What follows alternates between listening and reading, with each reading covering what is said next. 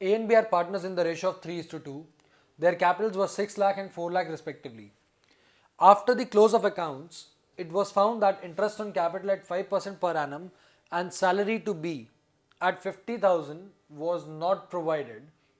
Partners agreed to pass adjustment entry. Now students, in this case, there are two omissions. That is, accountant has failed to provide for interest on capital and he has failed to provide for salary to B. Now, the partners have agreed to pass an adjustment entry for this. Let us prepare an adjustment table. Remember, there are two partners and these are your working notes, but the calculations have to be shown very clearly. So, we'll calculate first interest payable.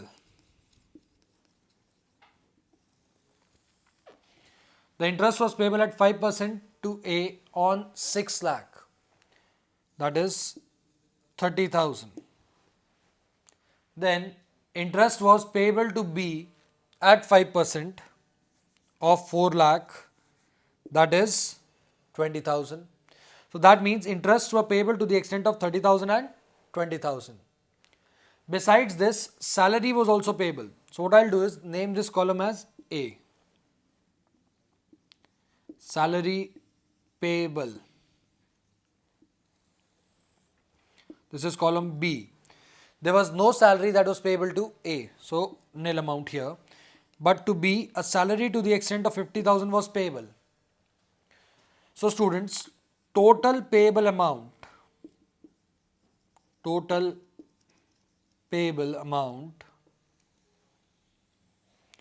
is 30,000 for A and 70,000 for B. Now, since these were the amounts payable which were omitted from debit side of P&L appropriation account, that means a total sum of 1 lakh should have appeared on the debit side of P&L, but it was not there.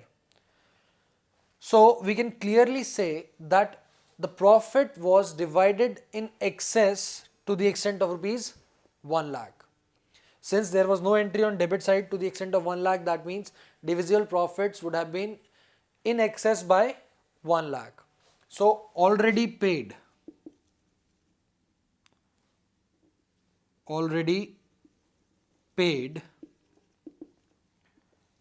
is 1 lakh in the ratio of 3:2.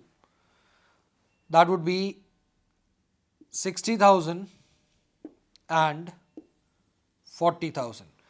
How did we get this 60,000 and 40,000? That is 1 lakh in the ratio of 3:2. I'll mention it here for your reference. 1 lakh in 3:2. Now students, concentrate on these two columns, these two. The total amount was payable to A as 30,000.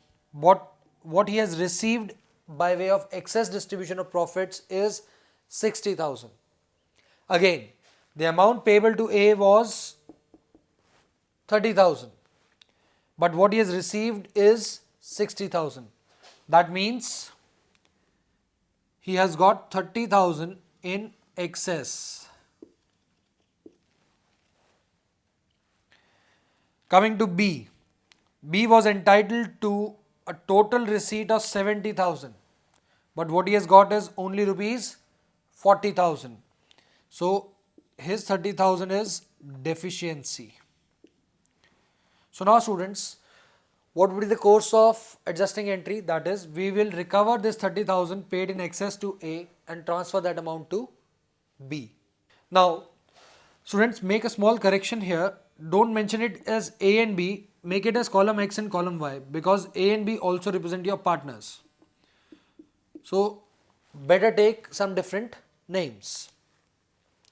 So now let us see how this rectification entry would be done. For this rectification entry, we'll prepare a journal.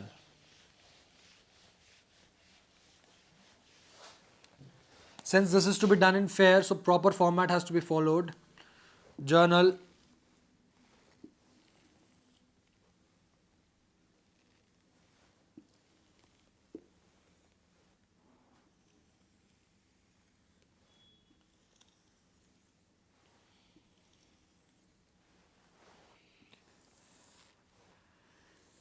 We'll have a column for date, particulars,